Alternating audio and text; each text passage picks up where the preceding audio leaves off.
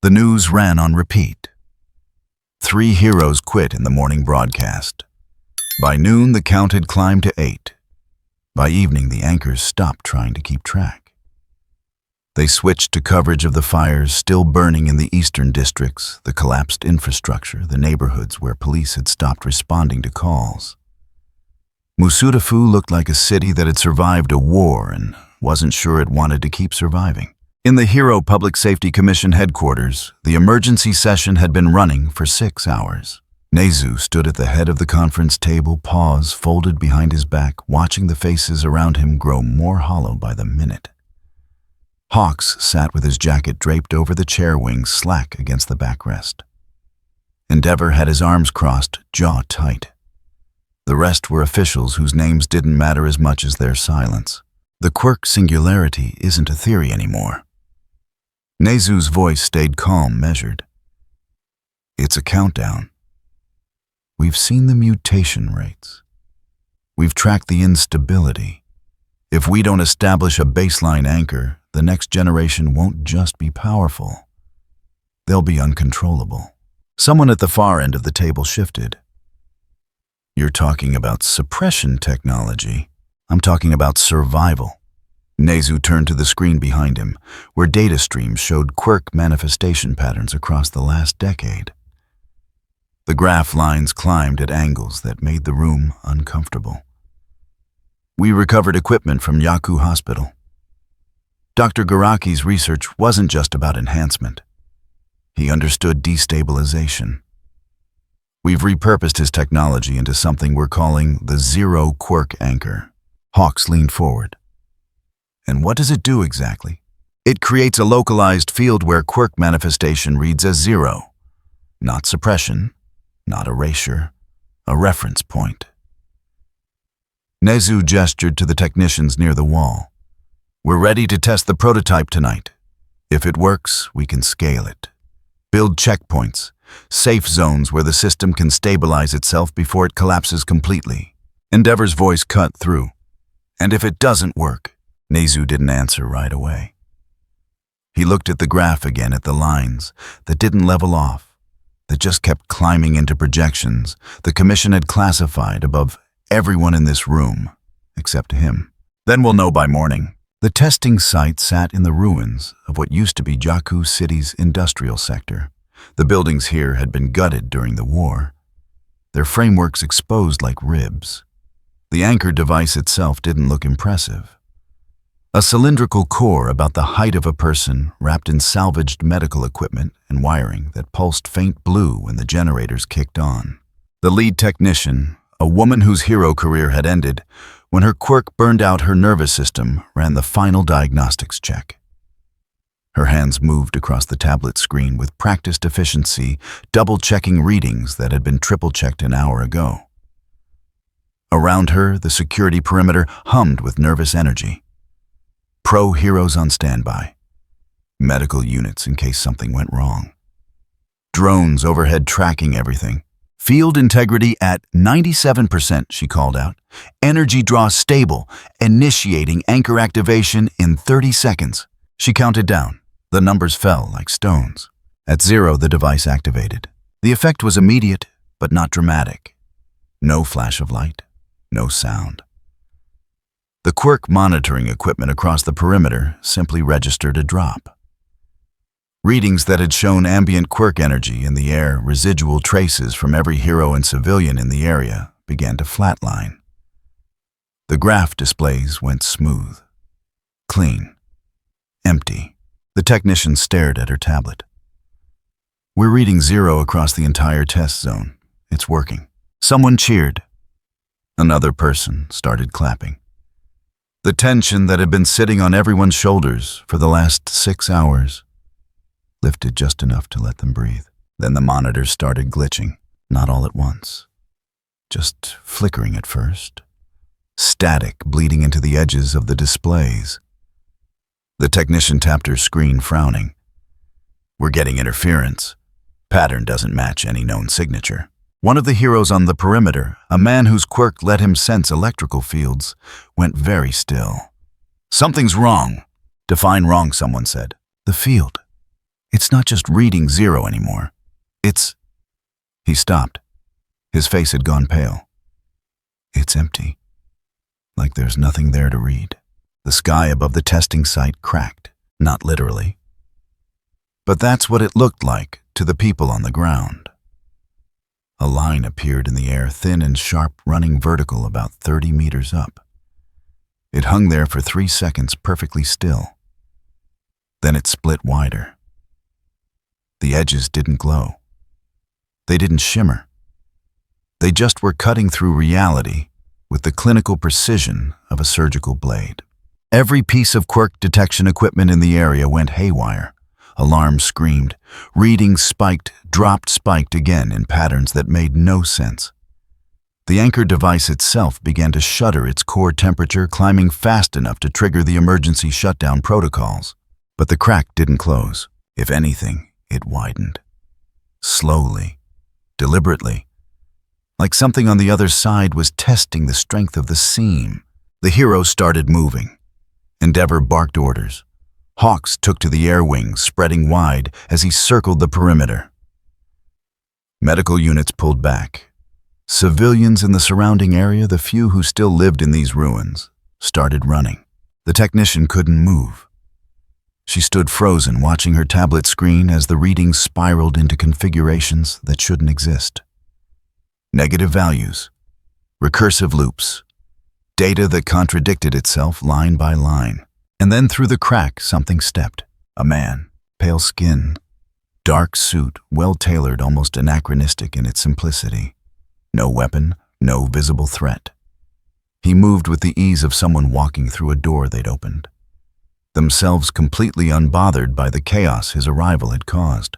He looked around, took in the ruined buildings, the scrambling heroes, the still smoking anchor device that had torn a hole in the fabric of what this world considered possible. His expression stayed neutral, polite even. One of the heroes, someone with a combat-oriented quirk, tried to activate their power, tried to send a concussive blast at the stranger, because that's what training demanded when an unknown threat appeared. Nothing happened. The hero tried again, reached for that familiar well of energy that lived in their chest, the thing they'd been able to call on since they were 4 years old.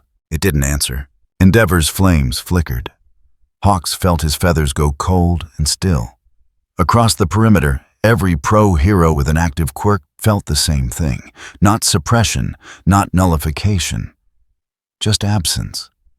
Like trying to remember a word that had been erased from the language. The stranger didn't acknowledge their attempts. He simply stood there, hands at his sides, and spoke. His voice carried across the testing site without effort, clear and calm, and utterly certain. "I am here to leave," he said, "and I can open the door for those who wish to leave with me." Around him, in the space where the crack had appeared, something shimmered, barely visible. A doorway that wasn't a doorway, leading somewhere that wasn't a place. The technician's tablet screen went dark. The anchor device stopped smoking. The alarm, still screaming a moment ago, cut off all at once. In the silence, the stranger waited. No one moved. No one knew what to move toward. They just stood there, heroes and civilians and technicians, staring at the man who had stepped through a crack in the world and offered them an exit they didn't understand. The stranger didn't repeat himself. He didn't need to. The offer hung in the air, patient and inescapable, while Musutafu burned in the distance and the quirk monitoring equipment struggled to process readings that made no sense. Something had changed. Not with violence, not with spectacle. Just a quiet shift in the rules delivered by someone who looked like he'd done this before. And somewhere in the HPSC headquarters, watching the live feed with his paws still folded behind his back, Nezu realized they'd made a mistake. They hadn't opened a door to stability. They'd opened a door, and something had walked through. The building appeared 3 days after the stranger walked through the crack. Not built, not constructed. It simply appeared standing in a district of Musutafu that had been abandoned since the war. One morning, the block was empty rubble and twisted rebar. By afternoon, there was a structure that didn't belong. Clean lines, intact windows. A door that looked like it had been there for decades, even though the dust patterns on the street proved otherwise. No one saw it arrive. The surveillance drones that swept the area twice daily had recorded nothing. One pass showed ruins. The next pass showed the building. In between, there was just footage of empty air and the usual urban decay. The heroes who investigated first approached with the kind of caution reserved for unexploded ordnance. Endeavor took point flames ready, but not lit. Hawks circled overhead counting exits, mapping sightlines. Behind them, a tactical unit stayed at a 50-meter perimeter, weapons trained on windows that showed nothing but darkness. Anything Endeavor called up, Hawks shook his head. No heat signatures, no movement. Buildings reading as structurally sound, which makes no sense given everything around it is condemned. They waited 10 minutes. Nothing happened. No alarms, no attacks. Just a building that stood wrong in a city that had learned to distrust anything that looked too clean. Finally, Endeavor pushed the door open. Inside, the space was simple. A bar along one wall, bottles arranged with precise spacing. Tables scattered across the floor, chairs tucked in at angles that suggested purpose rather than abandonment. Lighting that came from nowhere specific, but illuminated everything evenly. The air smelled neutral. Not stale, not fresh. Just there. And behind the bar, polishing a glass that didn't need polishing, was the stranger from the testing site. He looked up when they entered, acknowledged them with a slight nod, continued his work. Hawks landed in the doorway, feathers spread in a defensive arc. You want to explain what this is? A place. The stranger set the glass down, aligned it with the others. Nothing more complicated than that. A place that appeared overnight in a disaster zone. Endeavor's voice carried the edge of someone running out of patience. You're going to need to do better than that. The stranger considered this. His expression remained calm, unreadable. When he spoke again, his tone hadn't changed at all. People need somewhere to go when they no longer fit where they are. I've provided that. You're welcome to observe, but I'd prefer you not disrupt the function. Function! Hawk stepped inside, scanning the room for threats that weren't there. And what function is that exactly? Transition. Before Endeavor could press further, the door opened again. Not forced. Just opened the way doors do when someone pulls the handle from outside. A woman stepped through. Mid-30s, rough clothes, eyes that hadn't slept well in months. She looked at the heroes, looked at the stranger, and her shoulders dropped like she'd been carrying something heavy for too long. Is it true? Her voice came out hoarse. What they're saying? That you can help? The stranger gestured to a chair. Sit, we'll talk. She did. Sank into the seat like gravity had finally caught up to her. Hawk started to say something, but Endeavor put a hand on his arm. Shook his head slightly. They both stayed quiet, watching. The stranger came around the bar. Pulled out a chair across from the woman. Sat with the same deliberate calm he'd shown since he arrived. You have a quirk, he said, not a question. The woman nodded, held up her hands. They looked normal until she flexed, and then the skin began to shift. Not transformation, just wrong. Like watching meat spoil in fast-forward tissue, breaking down and reforming in patterns that made Hawks look away. I can't control it anymore, she said. Since the war, since everything changed, I touch things and they start to rot. I touched my daughter's hand last week, and she screamed because her fingers started going gray. They got better. They always get better. But I can't risk it again. The stranger listened, didn't interrupt. When she finished, he nodded once. You want to leave? I want to stop being dangerous. She pulled her hands back, tucked them against her chest. They say you can take it away. That you have a door that leads somewhere people like me can go and not hurt anyone anymore. Not take away. The stranger's correction was gentle but firm. I don't remove anything. I offer passage to a place where manifestation doesn't occur. Your quirk factor remains. It simply has no ground to stand on there. Endeavor stepped forward. You're talking about separating people from their quirks. That's not legal. That's not even possible. The stranger glanced at him. I'm not concerned with legality, and clearly it's possible. The question is whether this woman chooses it. Chooses what? Hawks moved closer to the table. Exile, stripping herself of her quirk and going wherever she wishes within the realm I've opened. It's not exile if she walks through freely. It's not stripping if she keeps what she has, only relocates to where it doesn't function. The stranger turned back to the woman. I'll show you. Then you decide. He stood, walked to the empty wall beside the bar, placed his palm flat against it. The wall opened, not metaphorically. It opened the way the sky had split at the testing site, a clean line, appearing and widening into something that wasn't quite a doorway, but served the same purpose. Beyond it, there was space. Not a room, not outside.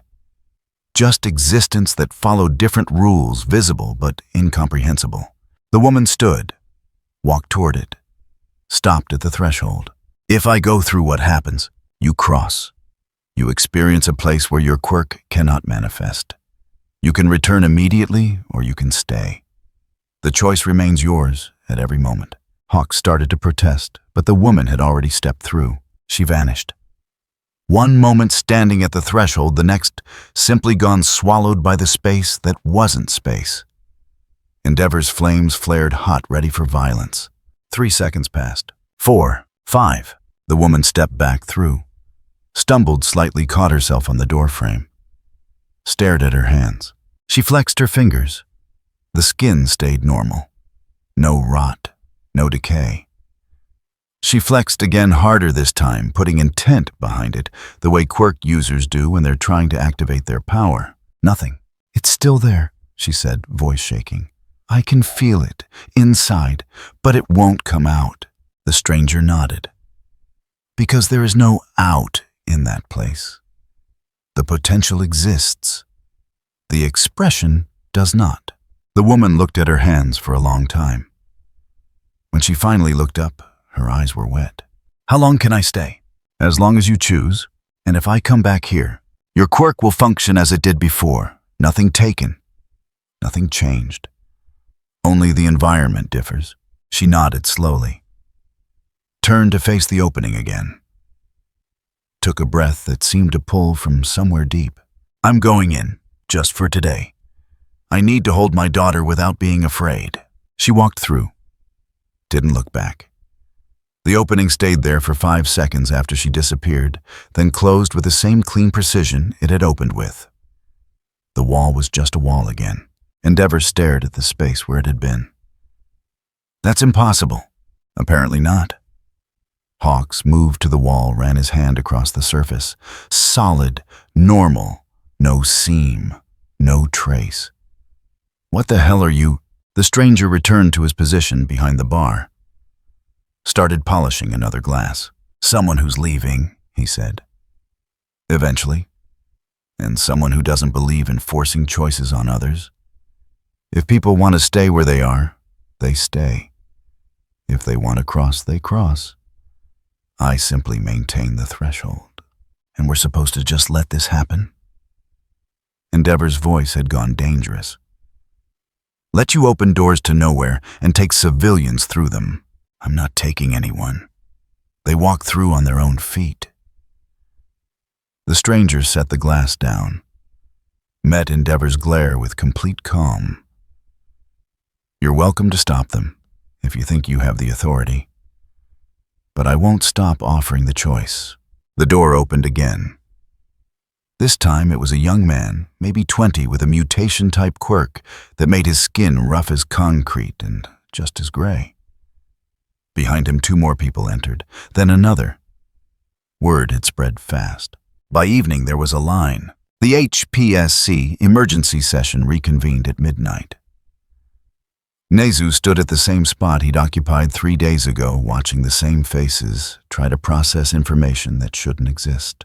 He calls it Lux. Hawks reported arms-crossed exhaustion evident in every line of his body.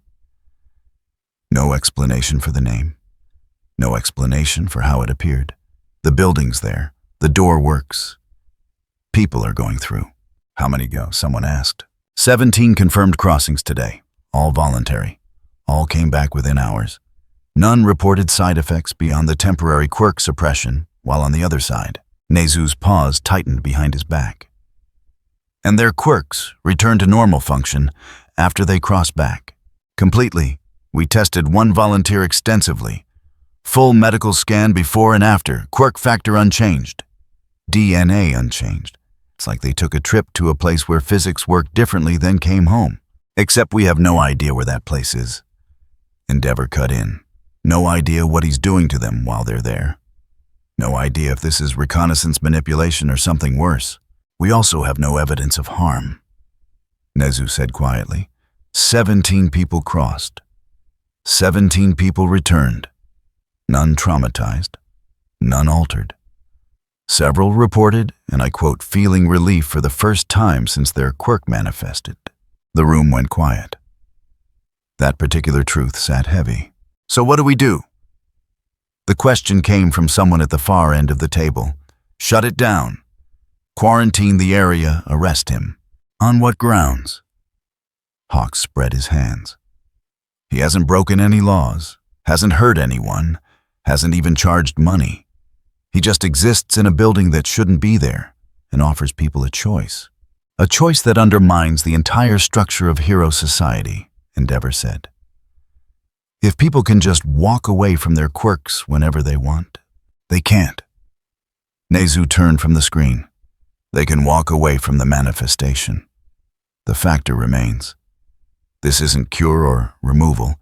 It's relocation to an environment where expression is impossible. Subtle but critical difference. Subtle enough to matter legally. I don't know. Nezu looked tired. More tired than anyone in that room had seen him. But I know we can't stop people from walking through a door of their own free will, not without becoming exactly what we're trying to prevent. The session ended without resolution. The heroes dispersed. The building called Lux remained standing in a district that couldn't support its existence, but held it anyway. And in the bar that shouldn't be there, the stranger polished glasses and waited for the next person who needed a threshold to cross. Outside, Musutafu continued burning. Inside, people found a door that led somewhere their pain couldn't follow. Neither side knew which was the greater danger. All for One had built empires on the principle that everything could be taken if you knew where to touch it. He came to Lux on the 6th night, when the line of desperate civilians had thinned to a trickle, and the heroes watching from across the street had grown comfortable with their surveillance positions. He walked through the door like any other visitor, hands loose at his sides, face a ruin of scar tissue that made identification pointless. No one stopped him. No one could have. The building was quiet. 2 people sat at separate tables nursing drinks that the stranger behind the bar had poured without asking what they wanted. They looked up when All for One entered, recognized the shape of danger in how he moved, and found excuses to leave quickly. The stranger didn't look up from the glass he was drying, just kept working methodical and unhurried. All for One approached the bar, stood there waiting. When the silence stretched long enough to be deliberate, he spoke. "You're not from here?" "No." The stranger set the glass down, started on another. "You've disrupted a very delicate balance. I've offered a door. People choose whether to walk through it." All for One tilted his head slightly, the motion strange on a face that had forgotten most expressions. "You've offered an escape from a system I've spent 2 centuries building. That's more than disruption. That's declaration. Of what? That you exist outside the framework."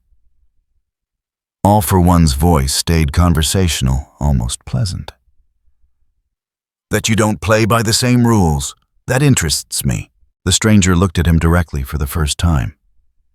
His eyes were calm, evaluating without urgency. You want something. I want to understand you. All for One stepped closer to the bar. You appeared through a crack in reality. You built a structure overnight. You suppress quirks without touching them. That's not power borrowed from this world. That's something else entirely. And I collect things that are useful. Things that expand possibility. You represent a category of useful I haven't encountered before. The stranger resumed polishing the glass. I'm not interested in being collected. Everything can be negotiated. All for One placed his hands on the bar, palms down. The gesture looked casual. It wasn't. I'm not asking you to serve. I'm proposing we divide the world between us. You offer your door to those who want to leave. I offer evolution to those who want to stay. No conflict, no competition. Just two systems operating in parallel. You don't offer evolution. You offer theft dressed as gift. The stranger's tone hadn't changed at all. Still calm, still neutral. You take what people have and tell them they should be grateful you let them exist at all. That's not a system. That's tyranny with good marketing. All for One smiled. The expression looked wrong on his damaged face. You say that like tyranny is inherently bad. I say that like forced choice isn't choice at all. Then we disagree on fundamentals. All for One's hands shifted slightly on the bar. Which means negotiation is pointless. So let me try something more direct. He moved, not fast by the standards of top-tier heroes, but faster than most civilians could track. His right hand shot forward, aiming for the stranger's exposed wrist. Contact-based activation, the foundation of how All for One had built everything. Touch the target. Take what they have, add it to the collection. His palm met skin. Nothing happened. All for One tried again. Poured intent into the gesture, reaching for that familiar sensation of power flowing from one vessel to another. Reached for the click of acquisition, the moment when a new quirk settled into his mental catalog and became his to distribute or deploy. Still nothing. Not resistance, not blocking, just absence. Like trying to grab smoke or steal from an empty room. He pulled back, looked at his hand. It was fine, undamaged, perfectly functional. He tested it by activating air cannon, pushing a small burst of pressure toward the wall. The mirror behind the bar rattled. The technique worked normally, but the stranger just stood there, glass in hand, completely unaffected. You tried to take something that isn't yours to take. The stranger's voice held no anger, no mockery, just observation. That won't work here. All for One felt something he hadn't experienced in decades. Not fear, not yet, but close. A cousin of fear. The recognition that the rules he'd written didn't apply to this situation. What are you? Someone who doesn't fit in your framework. The stranger set the glass down with the others. You see everything as resource. Power to take people to use systems to control. I exist outside that. You can't steal what I am because what I am isn't quantifiable in the terms you understand. Everything is quantifiable. All for One's voice had gone cold. Given enough time, enough analysis, enough pressure. I've broken systems more complex than you. No, you've broken systems built on the same foundations as yours. Systems that operate on exchange and accumulation. I don't operate on exchange. I don't accumulate. I simply am, and where I am, your rules don't reach. All for One pulled his hands back from the bar. Around him, the air pressure started to shift, not dramatically, just enough to be noticed. Small objects on nearby tables vibrated slightly. Dust on the floor swirled in eddies. You're refusing to cooperate. I'm refusing to be owned. There's a difference. Practically speaking, no. All for One let more power leak into the room. Air cannon building charge. Impact recoil layering over his skin. Warping coordinates already locked to 3 different exit points. Cooperation would have been simpler. Elimination works just as well. The stranger watched this preparation with the same calm he'd shown since All for One arrived. No defensive stance, no counter-threat, just patience. You're angry because you can't take what I have. So now you want to remove me entirely. That's predictable. It's practical. The pressure in the room spiked. Windows rattled. You represent chaos in a world I've spent lifetimes organizing. I can't take your power, but I can remove your influence. Once you're gone, your door closes. The building falls. People forget. Order returns. He unleashed the stored air cannon, not at full force, just enough to test the stranger's durability to see if physical assault worked where power theft had failed. The blast hit the space where the stranger stood and dispersed. Not blocked, not deflected, just dispersed pressure scattering like it had struck a surface too smooth to grip.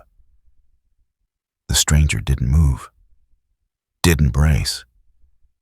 The air around him simply refused to cooperate with the attack. All for One felt the cousin of fear become something more immediate. He tried again. Multiple quirks this time: air pressure, kinetic amplification, a spatial distortion technique he'd stolen from a hero whose name he'd forgotten. Everything launched, simultaneously converging on the stranger from different vectors. Same result. The attacks reached the space around the stranger and went somewhere else. Not reflected back, not absorbed, just redirected into nothing, as if the stranger existed in a pocket where violence couldn't establish purchase. Are you finished?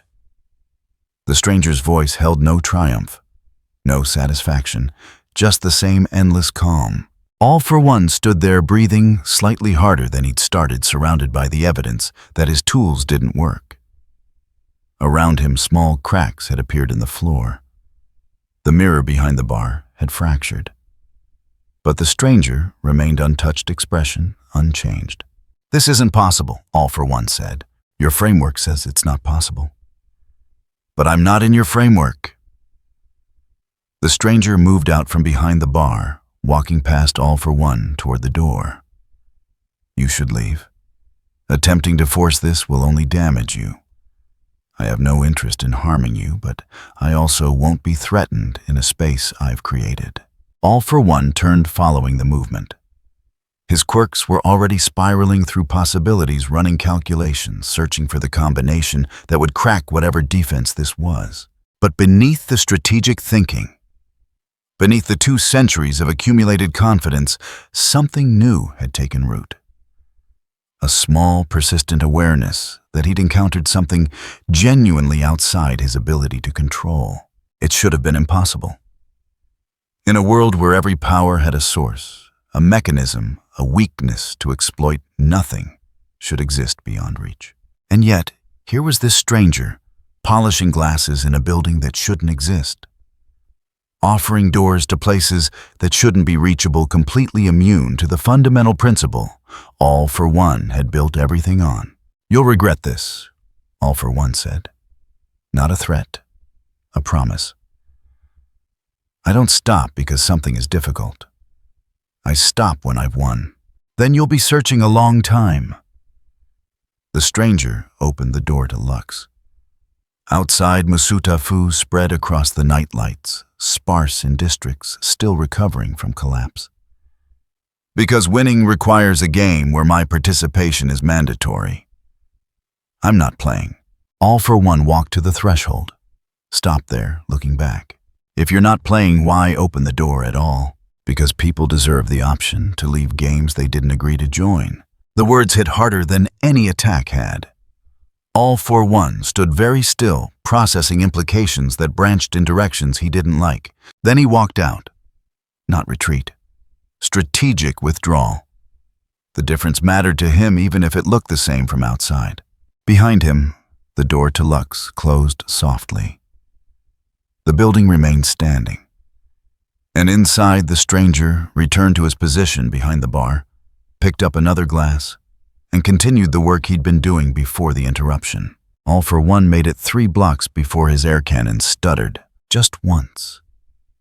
Brief hesitation in the quirk's response like static on a connection that had always been clear. He activated it again, worked fine.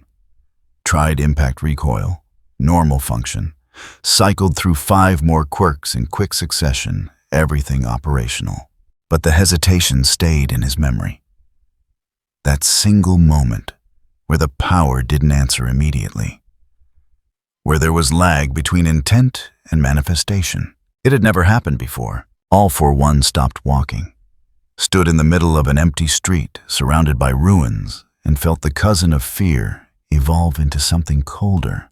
The stranger hadn't fought back, hadn't taken anything, hadn't even threatened, but something had changed.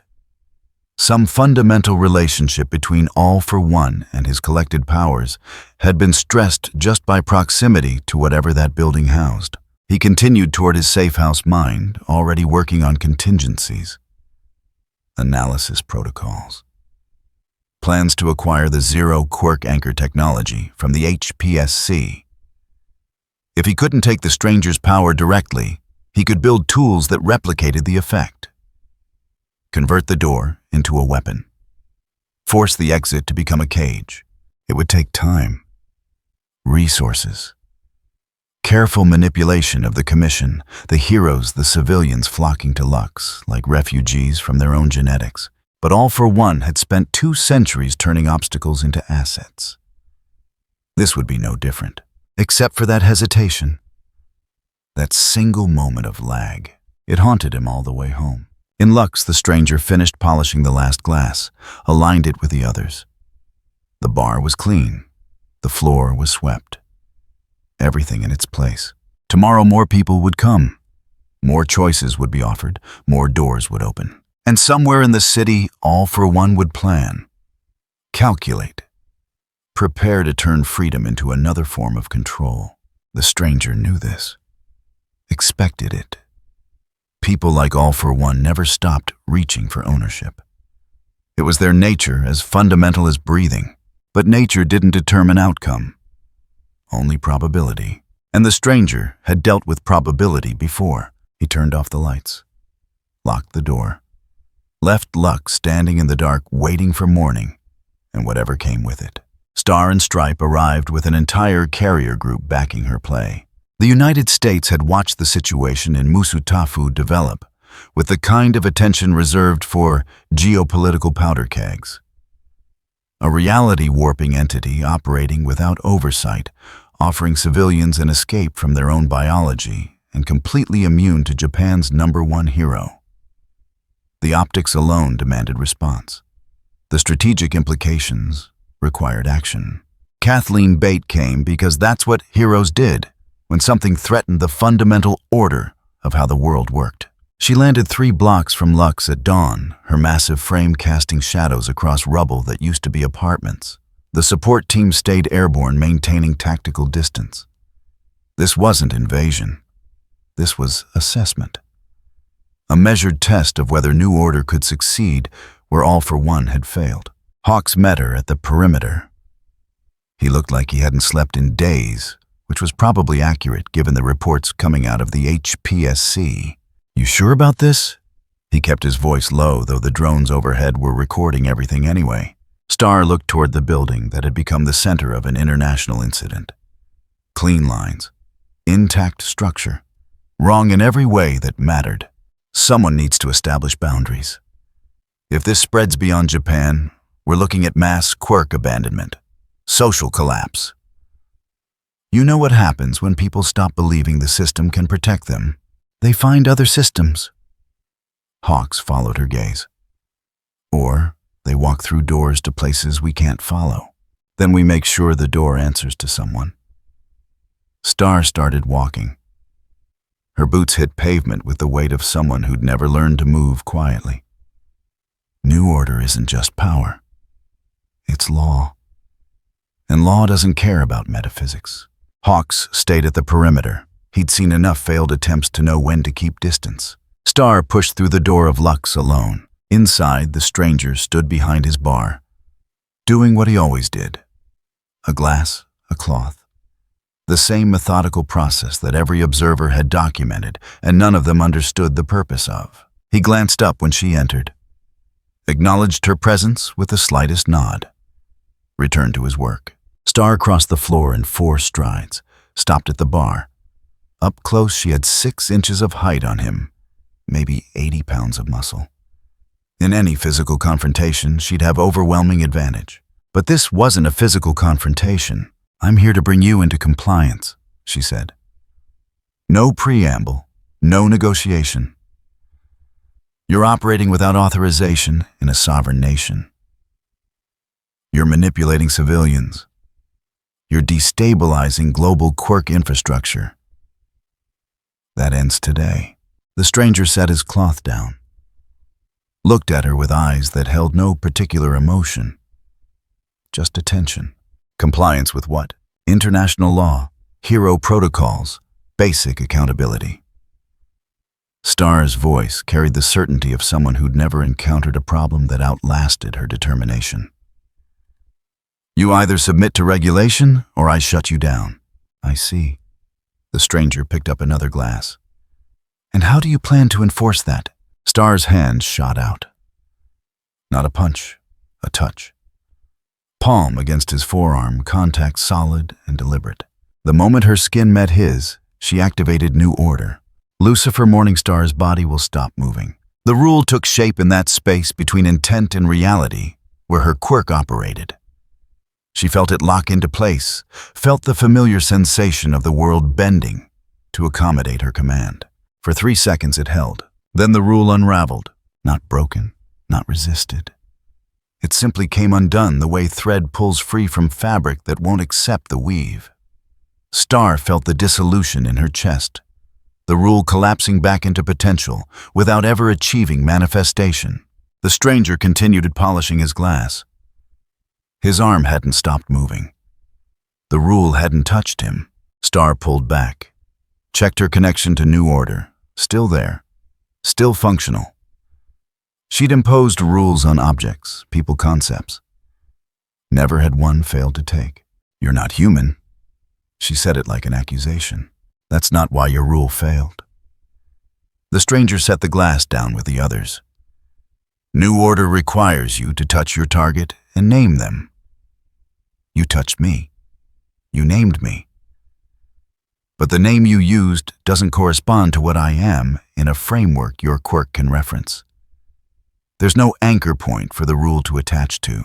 Quirks don't need framework, they just work. Your quirk works by imposing rules on reality. Rules need reference points.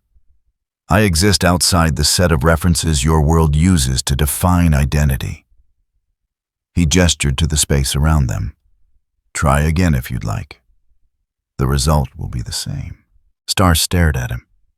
Decades of hero work had taught her that every power had limits. Every defense had gaps. The trick was finding the angle. She stepped back from the bar, looked around the room. If direct application failed, she'd go indirect. Star walked to the center of Lux, placed both hands flat on the floor. The air in this building becomes solid. New order took hold. This time the rule found purchase. Air particles froze in place, bonding into an invisible lattice that turned atmosphere into barrier. Anyone breathing in the building would find their lungs blocked. Anyone moving would hit resistance at every angle. Star stood satisfied, watched the stranger to see his response. He took a breath. Normal, easy. Then he walked toward the wall, each step fluid and unimpeded. Star felt new order still active. The rule hadn't failed. The air was solid. She could feel the structure holding, could sense the lattice, maintaining integrity. But the stranger moved through it like it wasn't there. He reached the wall, placed his hand against it. That seam appeared the one that led to wherever his door accessed. He stepped halfway through, then looked back at Star. You made the air solid in this building. But I'm not limited to this building. The space I occupy follows different rules. Your law and mine don't conflict. They simply exist in parallel. He stepped back through. The seam closed. Star's rule remained active, air still frozen in lattice formation throughout Lux. And the stranger walked back to his bar, completely unaffected, existing in a pocket of sovereignty that Star's quirk couldn't reach. She released the rule. The air returned to normal. Around the room, small cracks had appeared in the windows from the pressure differential. The floor showed stress marks where molecular bonds had strained. 2 attempts, 2 failures. Different mechanisms, same result. Star could feel her team watching through the drones. Could imagine the analysts already drafting reports. The United States had sent their best reality warper to establish control, and she'd accomplished nothing except proving the stranger operated beyond her quirk's jurisdiction. One option left, the dangerous one. Star walked back to the bar, looked at the stranger who'd returned to his work like the interruptions had been weather passing through. I can't affect you directly. Can't affect you environmentally. Her voice stayed level, professional. But I can affect the space you're standing in. She placed her hands on the bar itself. This building's foundation will collapse. New order surged. This wasn't targeting the stranger. This was targeting the structure housing him. The rule sank into concrete and steel, finding the stress points where the building's weight distributed across its base. Star twisted those points, made them fail. Turned support into weakness and stability into inevitable collapse. The building shuddered. Cracks appeared in the walls, spreading from foundation to ceiling in branching patterns. The floor buckled. Support beams groaned. Lux had appeared mysteriously, but it still obeyed physical laws when those laws were rewritten to destroy it. Star stepped back, ready to let the building fall and bury whatever this stranger was under rubble that would at least contain him if it couldn't harm him. The stranger set down his glass. For the first time since Star had arrived, his expression changed. Not to anger, not to fear. Just a subtle shift from neutral observation to active consideration. You're willing to destroy the building to remove my presence? Yes. Even knowing people come here seeking refuge. They'll find refuge through legitimate channels, not through doors to nowhere. The stranger nodded slowly. Then he did something Star hadn't expected. He stopped her, not with force, not with a counter rule. He simply placed his hand on the bar, and Star felt new order strain. Not against resistance, but against something worse, against absence. The rule she'd imposed on the building's foundation encountered a space where imposition had no meaning and the conflict created feedback. Star gasped. Pain spiked through her chest, sharp and immediate. Her quirk was fighting itself, trying to maintain a rule that existed in a framework that had just been removed from underneath it. She released new order. The rule dissolved. The pain stopped. The building settled. Cracks remained in the walls, but the catastrophic collapse had been arrested before it could accelerate. Star stood there, breathing hard, feeling something she rarely experienced. Not defeat, not yet. But the awareness that continuing this would hurt her more than it would hurt her target. You stopped my quirk. I removed the context your quirk was operating in. The stranger's voice held no satisfaction, no triumph, just explanation. You imposed a rule on the building. I removed the building from the set of things your rules can affect. The conflict between those two states damaged your connection to New Order. If you'd pushed harder, the damage would have been worse. So I can't touch you, can't affect your environment, can't destroy the space you occupy. Star's hands clenched. What the hell are you? Someone offering choices, nothing more. Choices that undermine everything we've built. Everything you've built was built on the assumption that power justifies authority. I reject that assumption. People who agree with me can walk through my door. People who don't can stay where they are. Neither option requires your permission. Star wanted to argue, wanted to find the angle that would let New Order take hold, that would bring the situation under control and restore the boundaries that separated legitimate from illegitimate power. But 3 attempts had taught her what All for One had learned nights before. The stranger operated in a category that didn't accept intervention. Fighting him further would only prove she could hurt herself trying to impose rules on something that existed outside the rulebook. She turned toward the door. Stopped at the threshold. This isn't over. It doesn't have to be anything. I'm not fighting you. I'm not challenging your authority. I'm simply here until I'm not. And while I'm here, I'll offer what I offer. What you do with that information is your choice. Star looked back at him. At the calm expression, the methodical hands, the complete absence of threat or surrender. She'd come to establish boundaries. Instead, she discovered there were none to establish. The stranger existed in a space her power couldn't reach, governed by principles her quirk couldn't rewrite, pursuing an agenda that didn't require her acknowledgement. Star walked out of Lux. Hawks was waiting at the perimeter, expression carefully neutral. How'd it go? He's immune. Not through defense, through category. New Order can't affect him because he's not defined in terms the quirk recognizes. Star looked up at the drone still circling overhead. I'm filing a report recommending we classify him as a natural phenomenon rather than a person. You don't fight hurricanes. You evacuate and wait for them to pass. And if he doesn't pass? Star didn't have an answer for that. She just stood there, watching the building that had proven itself beyond her ability to control, while inside the stranger returned to polishing glasses and waiting for the next person who needed a door to walk through. By evening, the footage had circulated through every hero agency in the Pacific. Star and Stripe, the United States' answer to All Might, had failed 3 times, in 3 different ways to impose order on a situation that refused to be ordered. The implications spread faster than the news itself. If the strongest reality warper in the Western Hemisphere couldn't shut down one building in Musutafu, what did that say about the limits of hero authority? What did it mean for the global quirk infrastructure when someone could just opt out of the entire system without consequence? In Lux, none of this mattered. The stranger served drinks to people who'd lost hope in conventional solutions, opened his door for those who wanted to cross, polished glasses while the world outside tried to figure out what to do about a problem that didn't respond to traditional problem solving.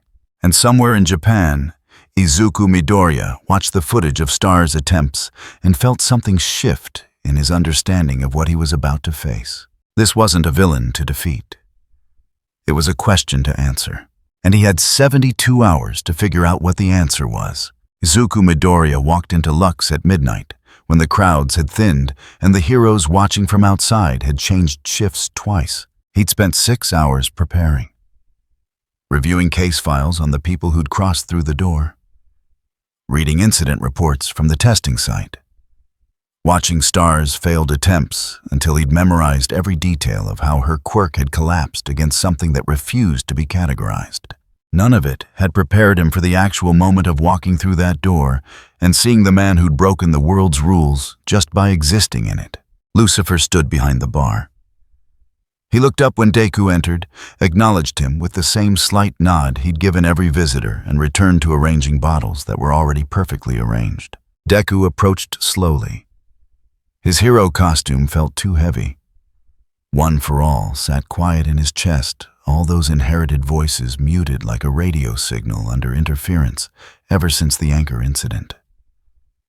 He could still feel them faint echoes at the edge of his awareness. But they weren't speaking clearly, weren't guiding the way they used to. He was more alone than he'd been since receiving All Might's power. You're different from the others who've come. Lucifer's voice was calm neutral. You're not here to threaten or test or make demands. I'm here to understand. Deku stopped at the bar, and to ask for something I don't think I have any right to ask. Then ask. Deku took a breath. Let it out slowly. There are people in this building right now. People who came because they're afraid of what they are, or tired of hurting others, or just want one moment where their quirk doesn't define every choice they make. I want 72 hours to convince them to stay in this world instead of leaving it. Lucifer studied him. No judgment in the look, just assessment. You want to save them from their own choices. I want to give them better choices. Ones that don't require walking through a door to nowhere. It's not nowhere. It's somewhere your framework doesn't reach. Lucifer paused. But I understand the distinction you're making. You believe society can offer what I offer, if society tries hard enough. I believe people deserve to know all their options before they decide which one means giving up. Lucifer set down the bottle he'd been holding, looked at Deku with something that might have been curiosity. 72 hours. You can speak with anyone here who's willing to speak with you. You can offer whatever alternatives you think are viable. But you cannot force, coerce, or manipulate. If they choose to cross after hearing you out, you accept that choice. Agreed. Agreed. Then begin. Lucifer gestured to the tables scattered across the room. 3 people sat at separate corners, each one nursing a drink and staring at nothing in particular. Each one carrying the weight of a decision they hadn't fully made yet. Deku approached the first table. A woman maybe 40 with skin that flickered between visible and transparent. She looked up when Deku sat down across from her. Her eyes were tired in the way that suggested exhaustion had become permanent. I'm not interested in hero platitudes, she said before Deku could speak. I've heard them all. Your quirk is a gift. You just need training. Society will adjust. None of it fixes the problem. What's the problem? Deku kept his voice quiet. Not challenging, just listening. The woman held up her hand. As Deku watched it phased. Not transformation, not deliberate. Just unstable like a signal cutting in and out. Solid to translucent to solid again, the flicker happening faster than she could control. Transparency. That's what they called it when I was a kid. Sounded harmless, useful even. I could phase through walls, avoid attacks. All the things that make you valuable in hero work or private security. She let her hand drop. It solidified when it hit the table, the impact normal. Then, the instability started, 3 years ago. Small at first. Patches of skin would go clear for a second, then come back. I thought it was stress. Thought I could manage it. But it got worse. Now I can't predict when it'll happen. I phase through chairs I'm sitting on. Fall through floors I'm standing on. Last month I phased while holding my son and dropped him. He fractured his wrist. Deku watched the flicker continue. Irregular. No pattern he could identify. Have you seen specialists? 17 of them. They all say the same thing. My quirk factor is destabilizing. Could be genetic drift. Could be environmental factors from the war. Could be random chance. Doesn't matter why it's happening. What matters is it's progressive and irreversible, and every day I'm a danger to everyone around me. So you're here because you want to stop being dangerous. I'm here because I want one day where my son can hug me without risk of passing through me and hitting the floor. Her voice cracked. Just one day? Is that too much to ask? Deku didn't answer immediately. He thought about All Might's smile, bright and certain. Thought about the promise that heroes saved everyone. Thought about all the times that promise had proven incomplete. No, he said finally. It's not too much. But walking through that door isn't the only way to get it. Name another. Suppression technology. The Commission has prototypes. Equipment that can stabilize quirk expression for limited periods. It's not perfect. It's not permanent. But it could give you controlled windows where your quirk stays dormant. The woman's laugh was bitter. I've been on 3 waiting lists for suppression tech for 2 years. You know how many people need it, how few units exist. I'll get my appointment around the time my son graduates college. What if I got you evaluated under emergency waiver? She stared at him. What does that mean? Suppression tech waiting lists are based on severity ratings. Right now, you're probably classified as moderate risk. But your son's fracture, the progressive destabilization, the documented incidents. That's critical need. I can't rewrite the list, but I can get your case reviewed as immediate danger. It's harder for the commission to ignore when it's documented that way. The woman's hand flickered again. She looked at it, then at Deku. And if they still say no, if the review doesn't change anything, and the instability gets worse, and I hurt someone I love, then I'll find another way. Support groups for people with unstable quirks. Housing assistance so you can live somewhere designed to handle phasing. Financial aid so you don't have to work jobs where instability creates liability. There are options. Options that take months, years. I could hurt someone tomorrow. You could, Deku acknowledged. But walking through that door doesn't erase the fear. It just relocates it. You'd be somewhere safe, but everyone you care about would still be here. Still worried? Still waiting to know if you're okay. The woman went quiet. Her hand flickered 3 more times while she thought. I'll give you 48 hours, she said finally. Get me an appointment for suppression testing. Prove the system can actually help. If it can't, I walk through. No guilt. No second chances. Fair enough. Deku stood, moved to the second table. A young man sat there, maybe 19, with a mutation that made his arms end in what looked like industrial cutting blades instead of hands. He didn't look up when Deku approached. Just kept staring at the table surface, which bore fresh scratches from where his arms had rested. I know who you are, the young man said. The kid who got All Might's power. The one who's supposed to prove anyone can be a hero. Deku sat down carefully. That's me. Did you ever think about what happens to people who can't control what they are? Who wake up every morning and have to figure out how to live in a world that wasn't built for them? Yes. Deku's voice stayed steady. I spent most of my childhood quirkless. I know what it's like to not fit the shape society expects. The young man finally looked up. His eyes were hard, defensive. Then you know this isn't about weakness. It's about incompatibility. I can't shake hands, can't hug, can't touch anything without cutting it. I've tried adaptations, prosthetics that cover the blades, special gloves. Nothing works long-term because the blades keep growing. Every 6 months I need surgery to file them down before they get too unwieldy. He raised his arm slightly. The blades caught light sharp enough to draw blood from someone standing too close. I'm 20 years old. I've had 37 surgeries. I've been banned from 3 schools because I'm a liability risk. I can't get hired for normal work because insurance won't cover me. The only jobs available are hero support roles or villain capture, and I'm not interested in building my life around cutting things. Deku looked at the scratches on the table, counted them. 12 distinct marks. Each one evidence of contact the young man hadn't been able to prevent. What do you want instead? I want to hold my girlfriend's hand without wearing metal gloves that make me look like a robot. I want to eat dinner without custom utensils. I want 1 week where I'm not defined by these. He gestured at his arms. That door offers that.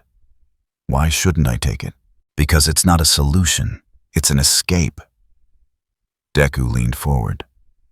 You walk through your blades, don't manifest. That's true, but you're still you.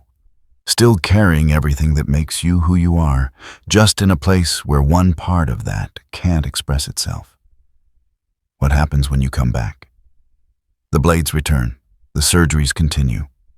Nothing changes except now you know what it's like to be without them, which makes having them worse. So your alternative is what accept being a walking hazard. My alternative is we change the world instead of leaving it. Deku's intensity leaked through despite his attempt to stay calm. You can't touch people safely. Fine. We build social structures that don't require touch. We normalize accommodations. Right now, adaptive tools cost more than most people's rent. That's not a personal failure. That's a policy failure. You need modified utensils, they should be covered the same way glasses are covered. You want work that doesn't assume everyone has hands we make, that the standard, not the exception. The young man's expression didn't soften. You're describing a society that doesn't exist. Yet, I'm describing a society that doesn't exist yet. But it could. If enough people push for it. If enough heroes advocate for it. If we stop treating quirk variants as individual problems and start treating them as collective responsibilities. That's optimistic. It's necessary. Deku met his eyes. Because the alternative is everyone with a difficult quirk walks through that door, and then what society never has to adapt, never has to accommodate, never has to become the place it should have been from the start. We just export the problem and call it solved. The young man looked at his arms, at the blades that had defined 2 decades of his life. I'll think about it, he said quietly.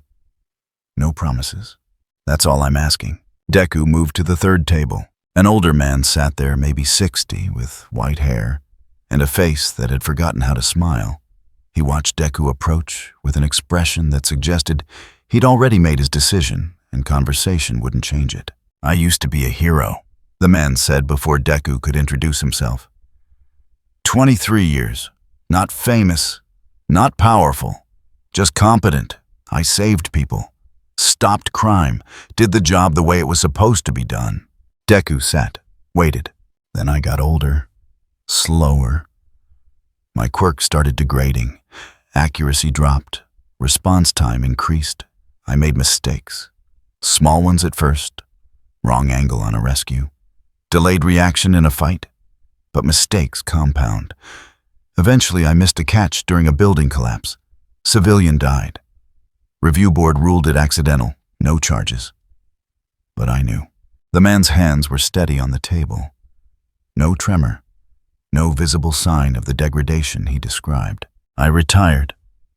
Tried civilian life. Couldn't make it work. Everything I was good at required my quirk. Everything I'd built my identity on was hero work. So I came here. Because that door leads somewhere I don't have to be a failed hero. Don't have to be anything. Just exist without the weight. Deku absorbed this. It was different from the other 2. Not about danger or limitation. About loss. About identity collapse when the thing that defined you stopped functioning. You want to stop being a hero? I want to stop being haunted by what I was and can't be anymore. The man's voice was flat, factual. There's a difference. Is there? Deku kept his tone gentle. Because it sounds like you're defining yourself entirely by hero work. Like if you can't save people with a quirk, you can't save people at all. I'm 61 years old. What else am I supposed to do? Teach. The answer came immediately. Train the next generation. You have 23 years of experience. Knowledge that doesn't degrade just because your quirk does. There are students who need mentors who've made mistakes and survived them. Who understand that heroism isn't about perfection. The man shook his head. I don't want to relive it. Don't want to stand in classrooms and talk about the glory days while knowing I failed when it mattered. Then don't teach glory. Teach failure. Deku's voice carried conviction now. Teach students what it's like when you miss the catch. When your quirk isn't enough. When you have to live with consequences. That's more valuable than any success story. You think failure is valuable? I think facing it is valuable. Running from it just means it follows you through every door you walk through, including that one. The man went quiet. His hands remained steady, but something in his eyes shifted. Not agreement, just consideration. I'll give you 24 hours, he said finally. Find me one person who wants to learn from a washed-up hero's mistakes. Prove that what I have left is worth something. If you can't, I'm done trying. Deal. Deku stood. Walked back to the bar where Lucifer had been observing the entire exchange without comment. 72 hours. Lucifer said. "You have commitments to fulfill now." "I know." Deku pulled out his phone, started drafting messages to commission contacts, support organizations, hero academies. "Can I ask you something?" "Ask. Why did you agree to this?" "You could have just said no. Let them make their choices without interference." Lucifer set down the cloth he'd been holding, looked at Deku with an expression that might have been respect. "Because you're not trying to stop them from choosing. You're trying to give them better options to choose from. That's what free will requires. Not absence of influence, but presence of genuine alternatives." He paused. "Most people who've challenged me wanted to take choices away. You're the first one trying to expand them. And if I fail, if they walk through anyway, then they walk through. But they'll do it knowing someone cared enough to offer another path. That matters even in failure." Deku nodded, returned his attention to his phone and the impossible task of rebuilding 3 lives in 72 hours. His first message went to the Commission's Emergency Services Division. Request for expedited suppression tech evaluation. Critical need classification. He attached the woman's case details documentation of her son's injury, the progression timeline. The response came back in 40 seconds. Request denied. Reason inventory compromised. Deku stared at the screen. Typed back immediately. "What do you mean, compromised?" No response. He tried calling. The line connected rang twice, then disconnected. Tried again. Same result. Something was wrong. The commission was stretched thin, but they didn't deny critical cases without explanation. And they definitely didn't cut communication with active heroes in the field. Deku looked up. Lucifer was watching him with an expression that might have been sympathy. "Someone's interfering," Deku said quietly. "Yes. Do you know who?" "I have suspicions. But interference doesn't change the framework. You still have 72 hours. You still have 3 people who need better options than walking through my door. The question is whether you can provide those options when someone else is actively trying to ensure you fail." Deku's jaw tightened. He'd faced villains before, fought people trying to destroy everything he cared about. But this was different. This was someone playing a longer game, moving pieces he couldn't see yet. Outside Lux, the night continued. Heroes watched. The commission monitored. And somewhere in the city, All for One planned his next move with the patience of someone who'd learned that victory didn't require winning every battle. But inside that building for 72 hours, there was just a kid trying to prove that society could save people if it tried hard enough, and a man who'd seen countless worlds watching to see if this one would actually try. All for One moved 47 hours into Deku's 72-hour window. The zero quirk anchor had been easier to acquire than expected. Commission security was stretched thin across too many crisis points. A few strategic bribes, a carefully placed agent, one overnight transport from a supposedly secure facility to a warehouse in the industrial district where All for One had been preparing the modification protocols for 3 days straight. The original device had created a localized field where quirk manifestation registered as 0. Functional, precise, useless for his purposes. His version would do the opposite. The technicians he'd recruited, specialists whose loyalty had been purchased or coerced, worked through the night rewiring the core mechanisms. Where the commission's anchor created stable reference points, All for One's variant would destabilize them. Where the original suppressed manifestation in a controlled area, his redesign would trigger cascade amplification across the entire city. He'd tied the device into Musutafu's infrastructure.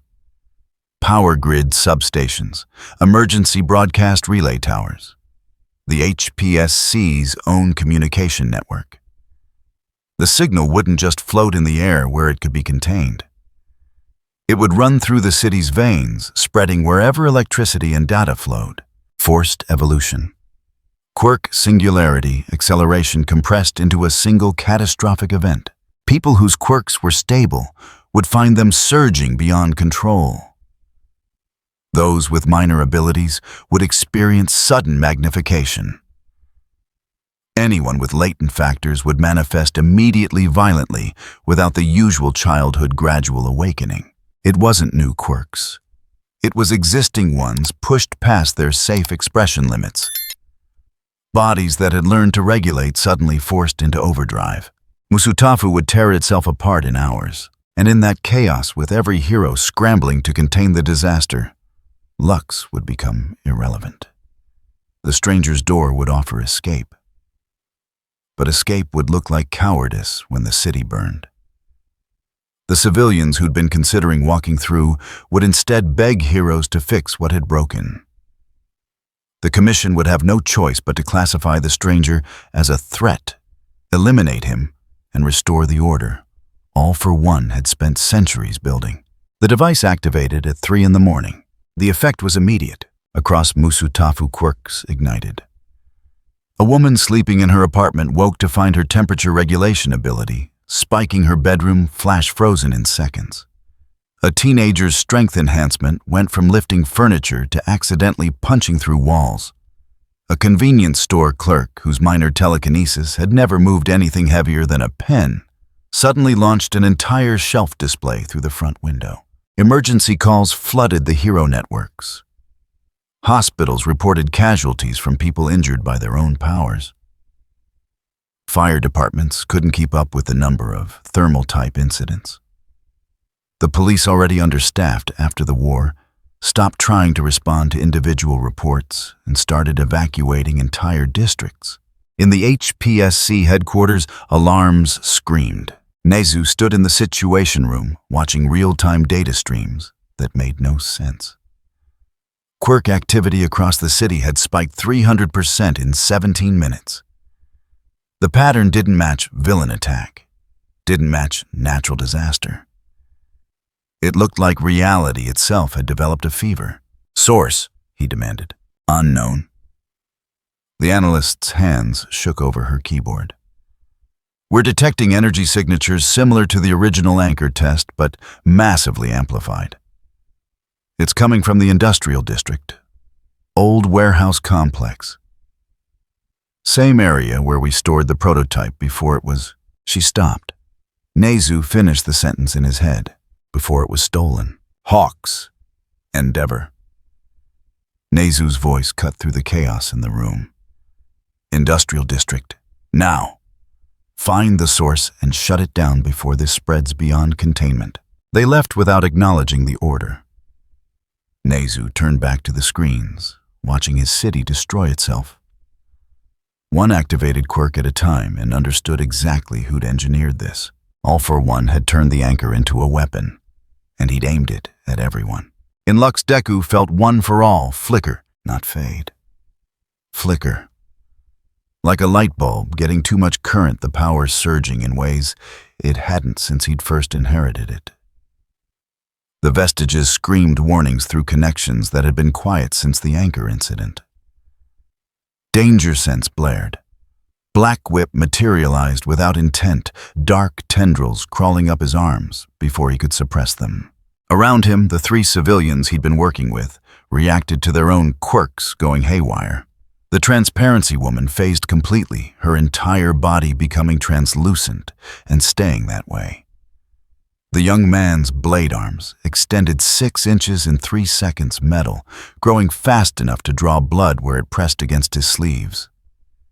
The retired hero clutched his chest, his degraded quirk suddenly active again, but wrong energy crackling across his hands in patterns that looked more like seizure than control. Lucifer stood behind the bar, watching this unfold with an expression that had shifted from neutral observation to something harder. Not anger, not fear, just recognition. Someone had forced his hand.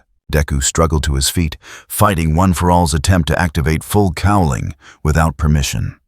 What's happening? Someone weaponized the technology that created the crack I walked through. Lucifer's voice stayed calm, but there was an edge to it now. An awareness of being cornered. They've turned stabilization into destabilization. Every quirk in range is being pushed past sustainable limits. Can you stop it? Not without becoming exactly what I refuse to be. Lucifer looked at his hands, at the space around him that existed in its own category. I can close my door, remove the option to leave. That's what whoever did this wants. Force me to choose between offering freedom and watching people die from the chaos my presence catalyzed. Outside, the sounds of the city breaking reached through Lux's walls. Explosions, screams, the grinding crash of structures failing under powers that had exceeded their architectural tolerances. The transparency woman flickered back to solid, then immediately phased again. She looked at Deku with eyes that couldn't decide whether to be terrified or relieved. I can't control it anymore. It's just happening. Over and over. Deku reached for his phone. Called Hawks. The line connected to chaos. Little busy here. Hawk's voice barely audible over wind and sirens. We've got a mass quirk incident. City-wide. If you're not actively saving someone right now, get to a shelter and stay there. I know what's causing it. Modified anchor device. All for One stole the prototype and we figured that out. Endeavor's en route to the source. I'm coordinating evacuations. This isn't a fight you can help with, kid. Just keep people safe and stay out of the way. The line cut. Deku lowered his phone, looked at Lucifer, who was still standing behind that bar, with perfect calm while everything outside dissolved into catastrophe. You said you can't stop it without becoming what you refuse to be. What does that mean? Lucifer met his eyes. It means I can sever the connection. Cut quirk manifestation from this reality the way I cut my door from your framework. But doing so makes me the one making the choice. Removes agency from everyone affected. Turns me into another authority imposing will from outside the system. People are dying. I know. And you're choosing philosophy over lives. I'm choosing not to become a tyrant just because tyranny would solve an immediate problem. Lucifer's voice hardened. The moment I start deciding for people what they can and cannot access, I become indistinguishable from the one who created this crisis. Do you understand that? Deku understood. He also understood that understanding didn't save anyone. One for All surged again. This time, full cowling activated fully green lightning crawling across his skin in arcs that burned. He gasped, fighting to suppress it before the energy cooked him from inside. Across the room, the young man's blade arms had grown another 4 inches. Blood ran down his sleeves where the metal had cut through fabric and skin. He was crying silent tears, tracking down his face, while his quirk betrayed every accommodation he'd built to live with it. The retired hero collapsed. His hands sparked energy discharging in random bursts that scorched the floor and walls. His quirk, degraded and weak for years now, fired at full strength with none of the control that had once made him a competent hero. Deku made a decision. Do it. Lucifer didn't move. You're asking me to remove choice from millions of people. I'm asking you to stop them from being killed by their own bodies. Deku's voice shook, but his eyes stayed steady. This isn't about philosophy. It's about triage. You can debate the ethics after people aren't burning alive from their own quirks, and when they wake up tomorrow unable to access powers, they've had their entire lives. When they realize someone made that choice for them without asking, then they'll be alive to be angry about it. Deku straightened One for All, still crackling across his frame. They'll hate me. Good. Let them hate someone who's still alive to be hated. I'll take the blame. Tell them it was my call. But you have to act. Now. Lucifer looked at him for a long moment. At this kid who'd walked into Lux trying to save 3 people and was now asking him to save a city. At the determination in eyes that hadn't learned yet that some problems don't have good solutions. This isn't me choosing for them, Lucifer said quietly. This is me removing the weapon from the room. Choice is meaningless when the only options are death or panic. I'll sever the manifestation, not the potential. They'll get their agency back when they're not being killed by their own biology. He paused, looked at the space around them, at the building that had become a refuge and was about to become something else. But understand what you're asking. This is triage, emergency measure. The moment this becomes permanent policy, the moment I decide I know better than they do what's good for them, I become exactly what I came here to refuse being. I understand, Deku said. And I'm the one asking. So when they're angry at me. Lucifer nodded once. Then he stepped out from behind the bar. He walked to the center of Lux, placed both hands flat on the floor. This will cost, he said quietly.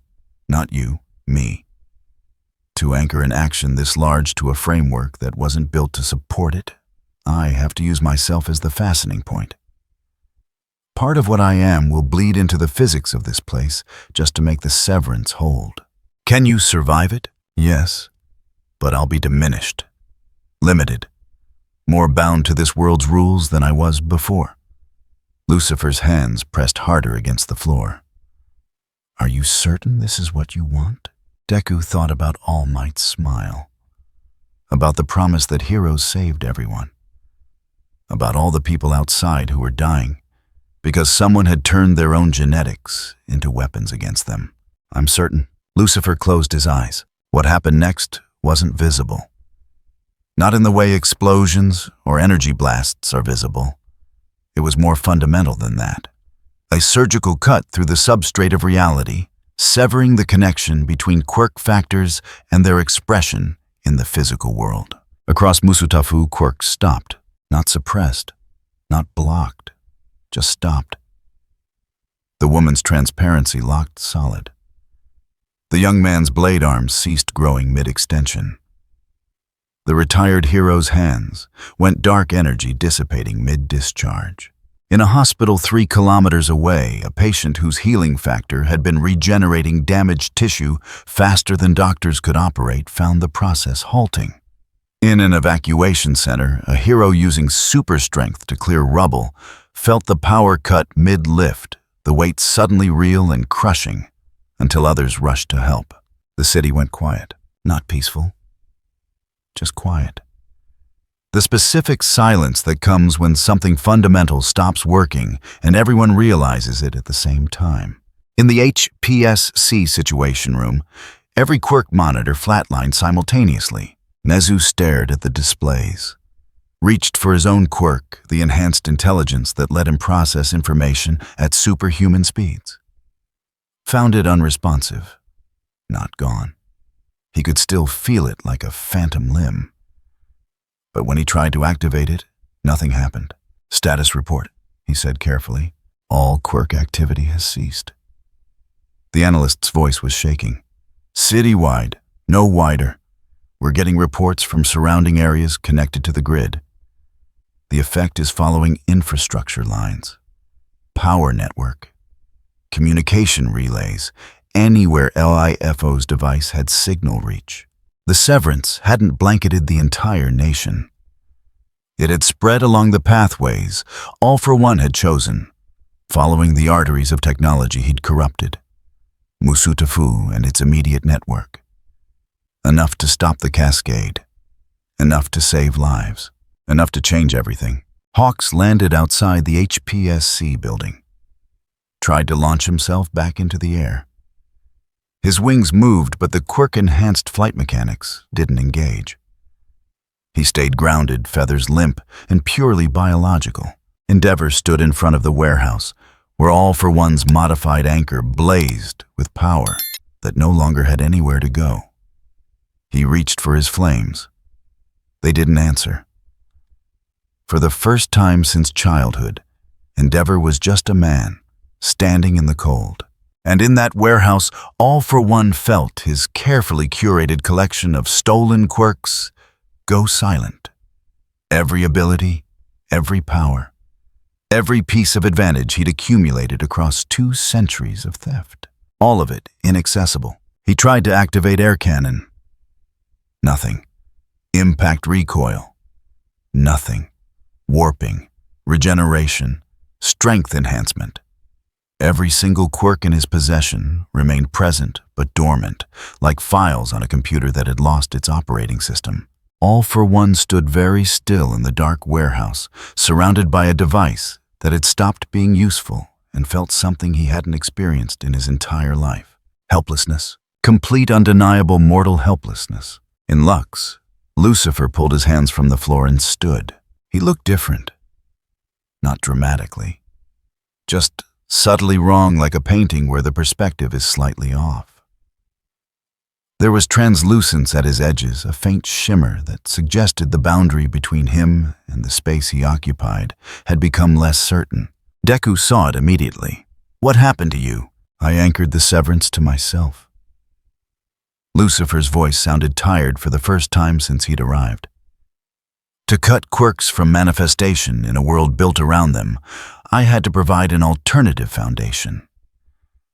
Part of my existence is now woven into this reality's physics. I'm more here than I was, less able to leave." "Can you undo it?" "Eventually, when the crisis passes and people are stable. But yes, it can be reversed." Lucifer walked back to the bar slowly, moved like gravity had more claim on him than it had before. "The quirks aren't gone, just dormant. Manifestation will return when I release the severance. But for now, they're offline." Around them, the three civilians were processing their new reality. The transparency woman was solid and staying that way. The young man's blade arms had stopped growing frozen at their extended length. The retired hero's hands were dark and powerless. None of them knew whether to be relieved or terrified. Outside, the city began adapting. Emergency services switched from quirk-based response to conventional methods. Heroes started organizing evacuation routes using vehicles and physical strength instead of flight or super speed. Civilians who'd relied on their abilities for daily tasks discovered how to function without them. It wasn't smooth, it wasn't clean, but it was survival. Some people were saved when their quirks stopped destroying them from within. Some people were lost because their quirks had been keeping them alive. Healing factors maintaining damaged organs. Regeneration compensating for chronic conditions. Bodies that had learned to depend on constant supernatural intervention, suddenly running on biology alone. The hospitals reported both miracles and tragedies in the same breath. And in the industrial district, All for One stood in the ruins of his plan. Quirkless for the first time in his existence, and understood that he'd made a critical error. He'd forced Lucifer to choose, and Lucifer had chosen to break the world rather than become its ruler. Deku watched the man who'd severed an entire city's connection to their quirks stumble slightly while reaching for a glass. Saw the cost written in every movement that was no longer effortless. "Thank you," Deku said quietly. Lucifer looked at him, through him, with eyes that had seen this play out in countless other worlds and knew exactly what came next. "Don't thank me yet. You asked me to save people from their quirks. Now you have to save them from what happens when the quirks come back and they realize someone made that decision for them." Outside, Musutafu settled into its new temporary normal. No powers, no heroes in the traditional sense. Just people figuring out how to survive without the thing that had defined them since birth. The severance held, for now. The first 48 hours passed in silence. Not the peaceful kind. The kind that comes when people are too busy surviving to process what survival costs. Hospitals ran on generators and manual labor.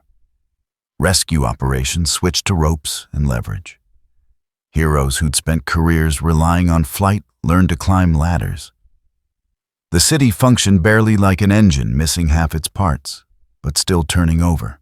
By the third day, people started asking questions. The HPSC convened in a conference room that felt smaller than it had 3 days ago. No enhanced intelligence smoothing the data. No precognition warning of consequences. Just people around a table trying to govern a society that had stopped making sense. Nezu stood at the head, paws folded behind his back. His voice was calm, precisely deliberately calm. We need to establish accountability, not for punishment, for precedent. If we don't define what happened here, someone else will define it for us. Hawk sat slouched in his chair, wings drooping. Without his quirk-enhanced flight, they were just weight. Define it how foreign entity uses reality-warping power to shut down every quirk in the network, at the request of one of our heroes. To stop a terrorist attack orchestrated by All for One. Which part are we supposed to spin? The part where an unaccountable force made a unilateral decision affecting millions of people without consent, someone said from the far end. The part where we lost control of the situation entirely. We never had control. Endeavor's voice was flat. 3 days without his flames had left him looking smaller, older. All for One weaponized our own technology. Star and Stripe failed. I failed. The entity did what none of us could. And that's the problem. Nezu turned to face the room. Not that he acted. That he could act.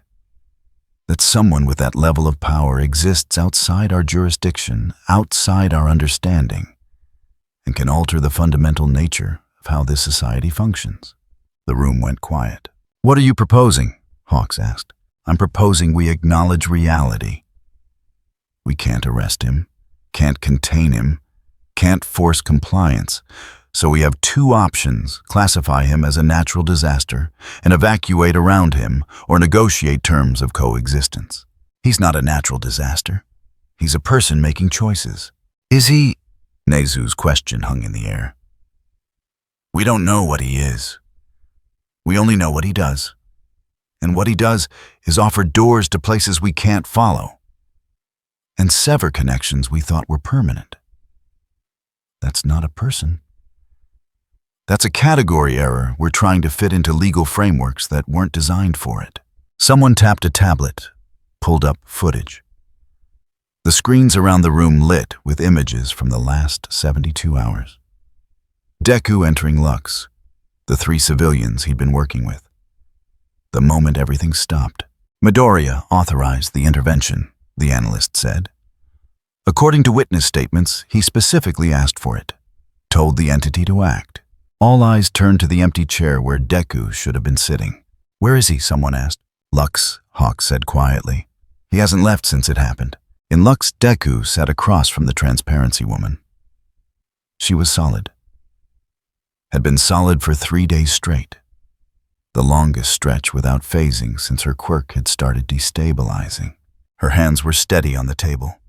No flicker, no translucence. Just skin and bone operating on biology alone. How does it feel? Deku asked. Wrong.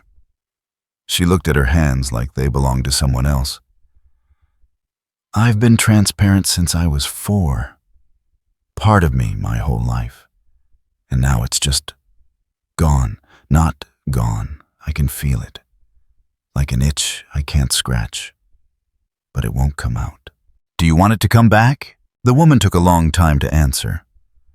I don't know. 3 days ago, I would have said no immediately. I wanted it gone, wanted to be normal. But now that it's actually gone, she paused. It feels like losing a limb, even if the limb was hurting me. Deku understood. One for all sat dormant in his chest, all those voices silent. The power that had defined him since middle school unreachable. He was quirkless again. Should have felt familiar. Didn't. The young man with blade arms sat at another table, staring at the metal frozen mid-growth. He'd wrapped cloth around the extensions, trying to make them less obvious. It didn't help. They're still there, he said when Deku approached. Can't retract them. Can't extend them. Just stuck like this. Constant reminder of what I am, without any of the function.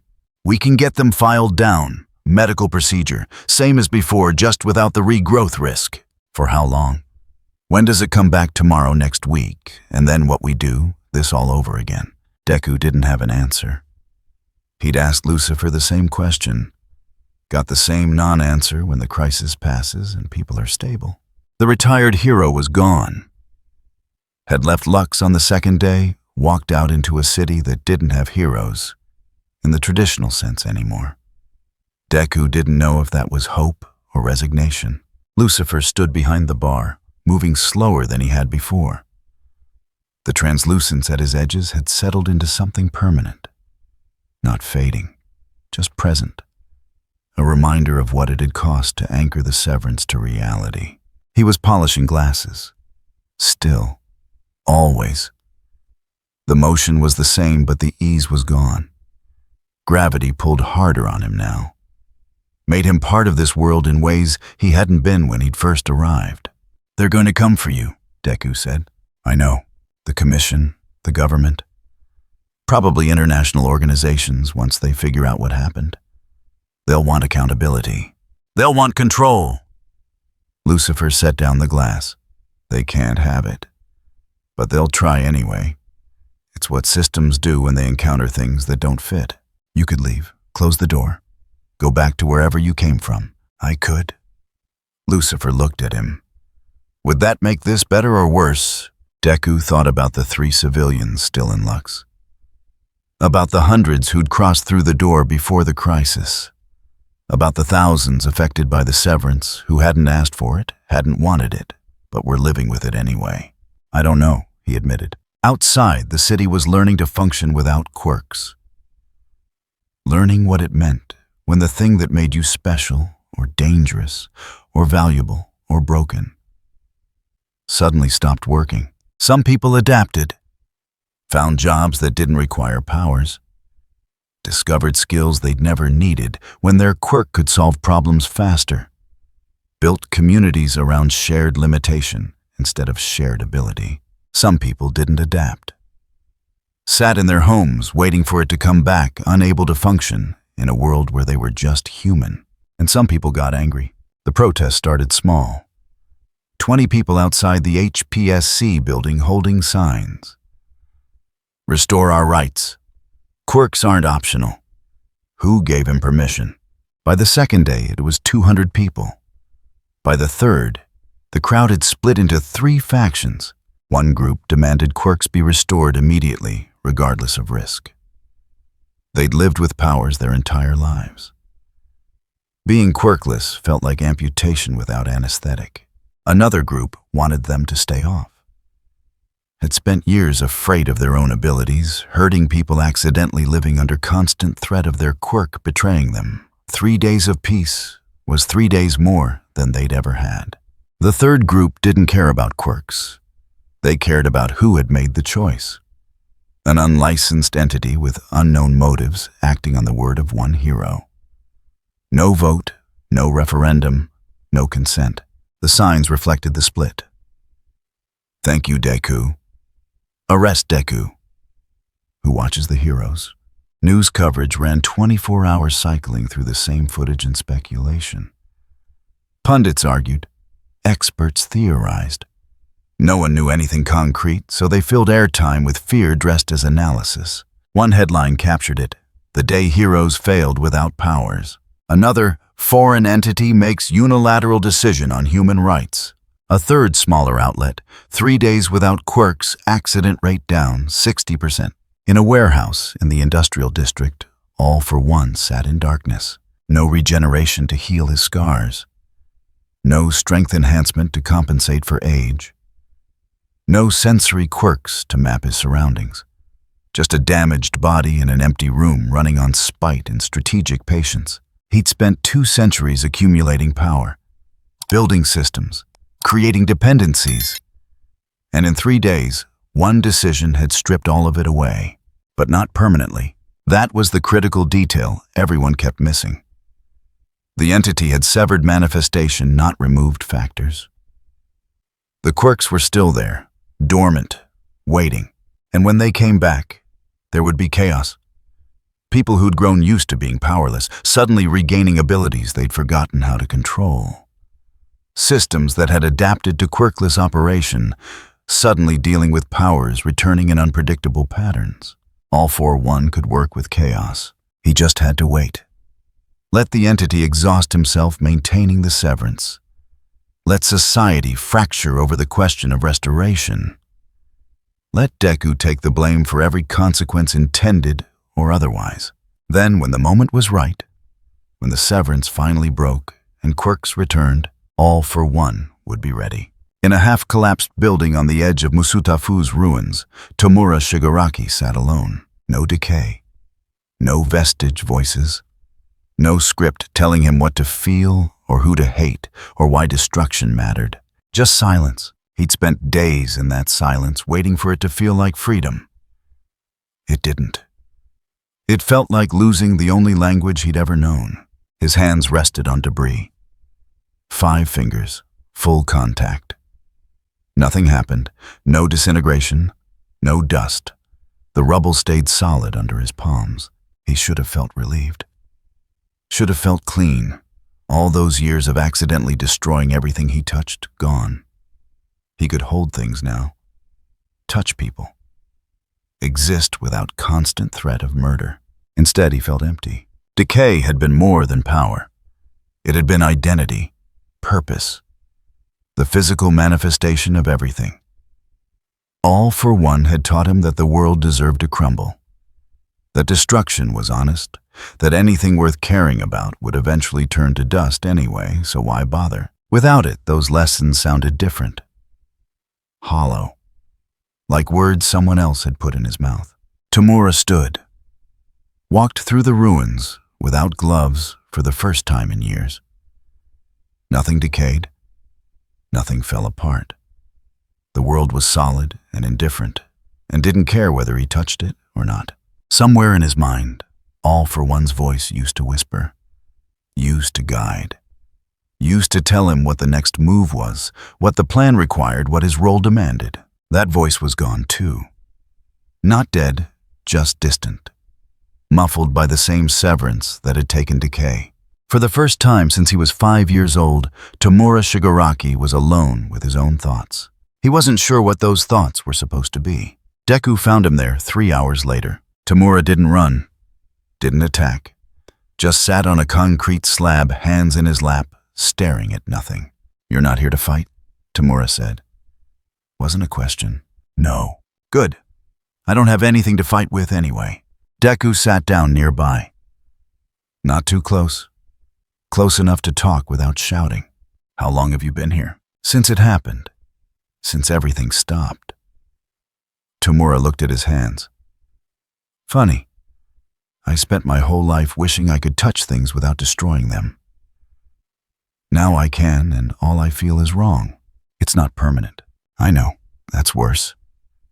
Means this is just a pause. Means when it comes back, I go back to being what I was. No choice, no escape. Just biology and destiny." Deku thought about One for All.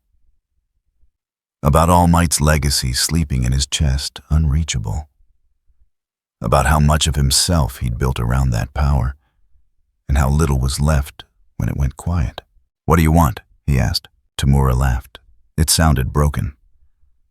"I don't know. First time anyone's asked me that. Really asked. Not, what does All for One want you to want?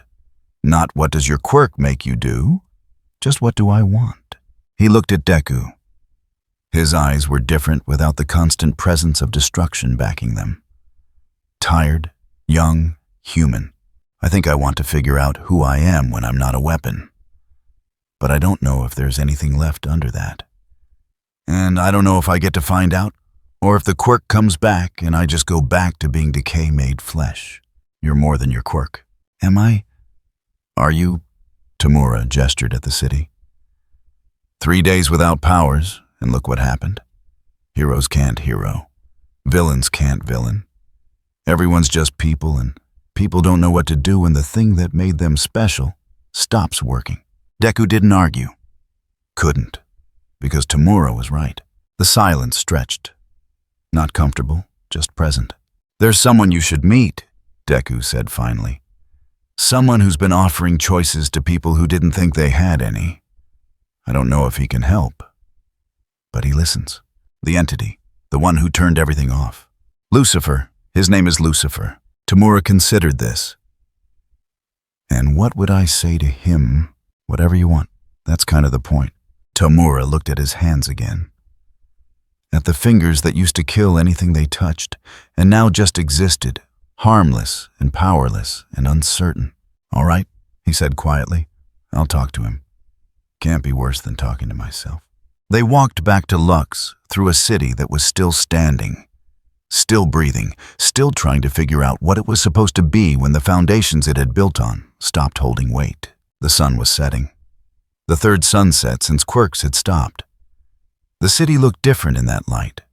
Smaller, more fragile, more human. Deku didn't know if that was better or worse. He just knew it was what they had. And somewhere ahead in a building that had offered doors to people who wanted to leave, Lucifer waited to see what this broken world would choose when it couldn't rely on power to make the choice for it. The hearing wasn't called a trial. That would have implied laws applied. It was called an emergency session, mandatory attendance, international observers present. The kind of meeting where decisions got made that would be analyzed in textbooks for decades, assuming there were decades left to analyze. Deku sat at a table facing a panel of officials whose names didn't matter as much as what they represented. HPSC, Japanese government. UN representatives. Hero organizations from 6 countries. All of them with the same question written across their faces in different languages. Who gave you the right? Nezu spoke first. His voice was calm, precisely surgically calm. For the record, on the 3rd day of the crisis at 0300 hours, did you instruct the entity known as Lucifer Morningstar to sever quirk manifestation across the affected region? Yes. Were you acting under official HPSC authority? No. Were you aware that your action would affect approximately 8 million people without their consent? I was aware people were dying. I was aware All for One had weaponized the anchor. I was aware no one else could stop it. Deku's voice stayed level. I made the call. Someone at the panel leaned forward. American flag pin on his lapel. You made a unilateral decision to fundamentally alter the nature of human rights for millions of individuals. That's not heroism. That's tyranny. People were burning alive from their own quirks. Deku met his eyes. Would you prefer I let them die to preserve the principle? I would prefer you understood that good intentions don't justify authoritarian action. Today you shut down quirks to save lives. Tomorrow someone else shuts down speech to maintain order. Where's the line? The line is people dying. And who decides that you? The official gestured to the room. One teenager with inherited power making choices that affect entire populations. You see how that's a problem? Deku didn't answer. Couldn't. Because the official was right. Another voice, this time from the Japanese delegation. The severance has been active for 6 days. We have reports of societal adaptation. Crime rates down. Accident rates down. But also emergency medical failures. Quirk-dependent life support systems offline. At least 47 confirmed deaths from withdrawal of abilities that were sustaining critical functions. The number hit like a physical blow. Deku had known there would be casualties. Lucifer had warned him.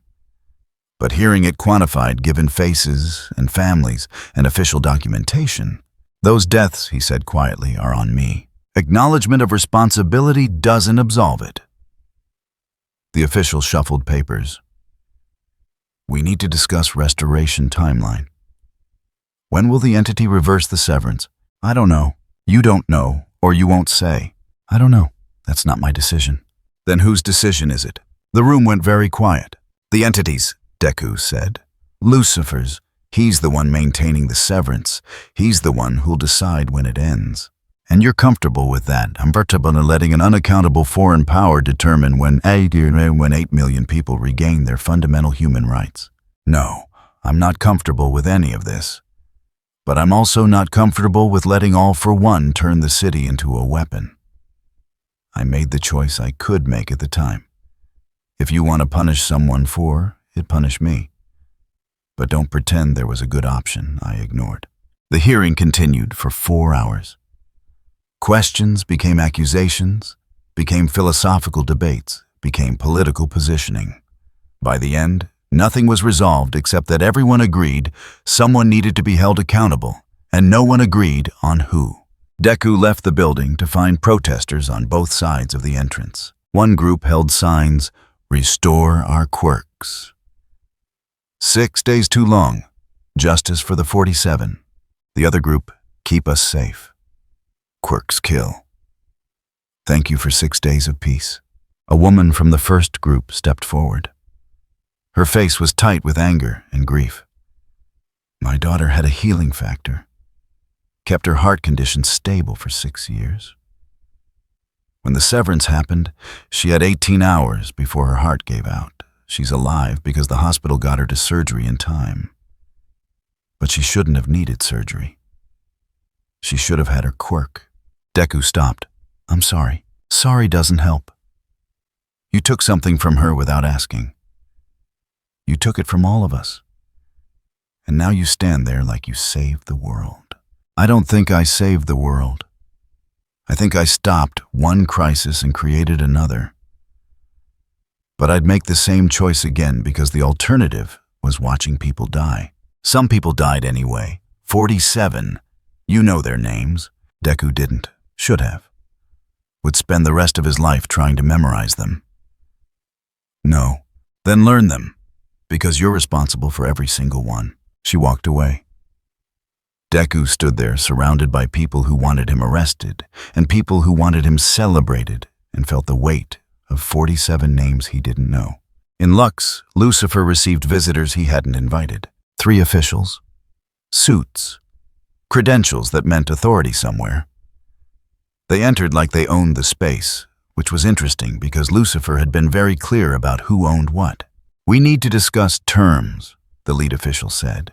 Lucifer set down the glass he'd been polishing. Terms of what? Restoration. You've maintained the severance for 6 days. We acknowledge it was done under emergency circumstances. But the emergency is over. All for one is contained. The modified anchor has been deactivated. There's no reason to continue. There's no reason to continue an emergency measure during an emergency, Lucifer said. But the emergency isn't over. It's paused. The moment I release the severance, every quirk in the affected region comes back simultaneously. No gradual reactivation, no controlled restoration, just instant return to pre-crisis expression levels. What do you think happens when 8 million people suddenly regain powers they haven't used in 6 days? The official hesitated. We're prepared to manage that. Are you? Your heroes are still adapting to being quirkless. Your infrastructure is still running on conventional systems. Your hospitals are still triaging patients who lost quirk-dependent support. And you want me to add mass reactivation chaos to that list. We want you to return what you took. I didn't take anything. I severed manifestation. The factors remain. The potential remains. What I did was remove the gun from the room while people were shooting each other. Now you want me to give the guns back and hope no one pulls the trigger. The second official stepped forward. You're holding an entire population hostage to your judgment of what's safe. That's not protection. That's control. It's triage. There's a difference. Not from where we're standing. From where we're standing, you're an unaccountable entity with reality warping capabilities who made a unilateral decision affecting millions and now refuses to reverse it. That makes you a threat. Lucifer looked at him. Through him. I'm a threat because I won't do what you want, or because I can do what you can't. Both. At least you're honest. Lucifer picked up another glass. I'll release the severance when the conditions that required it are resolved, not before. And who determines when those conditions are resolved? I do. Because I'm the one maintaining it. Because I'm the one who'll bear the consequences if I release it too soon and people die from the chaos. You're already bearing consequences. 47 deaths. Quirk-dependent systems failing. Social unrest, those are on you. I know. I'll add them to the list of costs. Lucifer's voice stayed calm. But those 47 deaths are still better than the thousands who would have died if the cascade had continued. You want perfect solutions. I'm offering survival. They're not the same thing. The third official, who'd been silent until now, spoke. We're prepared to offer terms. Legal immunity. Provisional recognition as an emergency response entity. Integration into international crisis management protocols. All we ask is that you work with us instead of around us. You're asking me to become an authority, to accept a position in your power structure, to legitimize your control by association. Lucifer shook his head. I refuse. Then we have a problem. No, you have a problem. I'm leaving as soon as the severance is stable enough to release without triggering mass casualties. What you do after that is your concern, not mine. The officials left. The threat hung in the air behind them, unspoken, but clear: cooperate or be classified as hostile. Lucifer continued polishing glasses. The motion was slower now, harder. Gravity pulled on him in ways it hadn't when he'd first arrived. Part of him was woven into this world's physics. Leaving would require unraveling that, and unraveling had costs he wasn't sure he wanted to pay. But staying had costs too. Outside, the protests were growing. By the 7th day, they'd spread to 6 cities. Restore our rights clashed with protect our safety. Hero organizations split down the middle. Some supported Deku's decision. Others called for his license to be revoked. The media ran polls. 53% wanted quirks restored immediately. 41% wanted them to stay off indefinitely. 6% didn't care as long as someone was held accountable. Underground in places the cameras couldn't reach. All for One's agents moved. They didn't attack. Didn't draw attention. Just whispered in the right ears. Funded the right protests. Ensured the narrative stayed fractured. They leaked documents. Altered footage. Made it look like the HPSC had authorized the severance, then tried to cover it up. Made it look like Deku had acted alone without oversight. Made it look like Lucifer had manipulated both sides. None of it was provable. All of it was believable. The chaos didn't need violence to spread. It just needed doubt. Shigaraki watched from the edges. He'd gone to Lux, talked to Lucifer. Got the same response everyone got. Calm acknowledgement, no promises, no solutions. Just the reality that choices had costs, and someone had to bear them. It hadn't helped, hadn't hurt either, just was. Now, he stood in a warehouse All for One had used before the severance, staring at equipment that didn't work anymore. The modified anchor sat in the corner, deactivated, useless without quirks to amplify. A message waited for him, written not spoken, AFO's style. When it comes back, we rebuild. Stronger, smarter. They proved the system is fragile. We'll prove fragility is weakness. Shigaraki read it 3 times. Noticed he wasn't sure if they meant the heroes or Lucifer. Noticed he wasn't sure if we still included him. He'd spent 6 days without decay. 6 days without the vestige voices telling him what to hate. 6 days trying to figure out who he was when he wasn't a weapon. And he still didn't know. The easy choice was going back. When the severance ended, when decay returned, he could slip back into the role All for One had built for him. Destroyer. Symbol of society's failure. The hand that turns everything to dust. The hard choice was, he didn't know. Didn't know what the alternative even looked like. Shigaraki left the warehouse without responding to the message. Not yes, not no, just silence. On the 8th day, the severance began to flicker. Not failing, not breaking, just showing stress.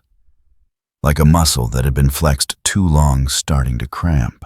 Lucifer felt it in his chest, in the parts of him that were now anchored to this reality's physics. The severance was holding, but it was getting harder to maintain. Another week, maybe two, before the cost of keeping it active became worse than the cost of releasing it. He didn't tell anyone. Didn't need to. The decision would be the same either way. Deku came to Lux that evening. Sat at the bar. Looked like he hadn't slept in days, which was probably accurate. "They want you to leave," he said. "HPSC is drafting an order. They can't enforce it, but they'll try anyway. Make it political. Make it about sovereignty and control." "I know. And you're still planning to release the severance and go. When it's safe, yes. What happens after that?" "After you're gone and the quirks come back, and everyone has to figure out how to live with what happened. That's not my concern." Lucifer set down his cloth. "I didn't come here to build a better world. I came here to leave. The door I offered was always meant to be temporary. I stayed longer than I intended. But I won't stay forever. People are going to hurt each other when the quirks return. Some of them because they forgot how to control their power. Some of them because they're angry about losing it in the first place. I know. That's why I'm waiting. Giving them time to adapt. To remember what it's like to exist without power defining every interaction. When the severance ends, they'll have a choice: go back to what they were or build something different. And if they choose wrong, then they choose wrong. That's what freedom means. The option to fail." Deku looked at him. At this entity who'd saved a city by breaking it. Who'd offered escape and ended up creating a prison. Who refused every attempt to make him stay or go or answer for what he'd done. "I don't know if I made the right call," Deku said quietly. "Asking you to do this, there was no right call. Just the one you could make." Lucifer met his eyes. "You're going to carry those 47 names for the rest of your life. You're going to wonder if there was another way. You're going to second-guess every choice you make from now on. That's the cost of authority. That's what it means to decide for others. I didn't want authority. No one who should have it ever does. But you took it anyway, because the alternative was worse. Now you get to live with that." Outside, the city continued its uncertain transformation. Half mourning the loss of quirks, half celebrating it. All of them waiting to see what came next. The protests grew louder. The factions more divided. Someone threw a brick through a window with "Hero Tyranny" spray-painted below. Someone else left flowers at the HPSC building with a card reading, "Thank you for 6 days my daughter didn't accidentally hurt anyone." The news cycle spun faster. More polls, more analysis, more experts explaining why everyone else was wrong. And underneath it all, quiet as cancer. All for one's narrative spread. Not the truth. Just enough doubt to make truth irrelevant. Lucifer felt the severance strain. Felt himself pulled tighter into this world's physics. The cost of staying was becoming the cost of existing. He stood behind his bar, polishing glasses that would never be clean enough, and waited for the moment when leaving would hurt less than staying. That moment was coming soon, but not yet. The city still needed time. Time to decide what it wanted to be. Time to figure out if the old normal was worth returning to, or if 6 days of being powerless had taught them something worth keeping. Lucifer would give them that time, as much as he could. Then he would leave, and they would have to finish what they'd started without him. The severance flickered again, held, strained. Somewhere in the ruins, Shigaraki sat alone with AFO's message unanswered. Somewhere in this HPSC building, Nezu drafted contingencies for a crisis that had no good ending. Somewhere in an apartment in Tokyo, a mother held her daughter who'd survived heart failure by 18 hours and tried to decide if she was grateful or furious or both. And in Lux, Deku sat across from someone who'd offered doors to other worlds and ended up showing this one exactly how broken it was. The crisis wasn't over. It had just become the new normal. And normal, as it turned out, was something you built one choice at a time when all the choices were terrible and someone still had to pick. If you enjoyed this video, don't forget to leave a like and subscribe to the channel. And be sure to turn on notifications so you won't miss out future videos. Thank you for watching and we will see you next time.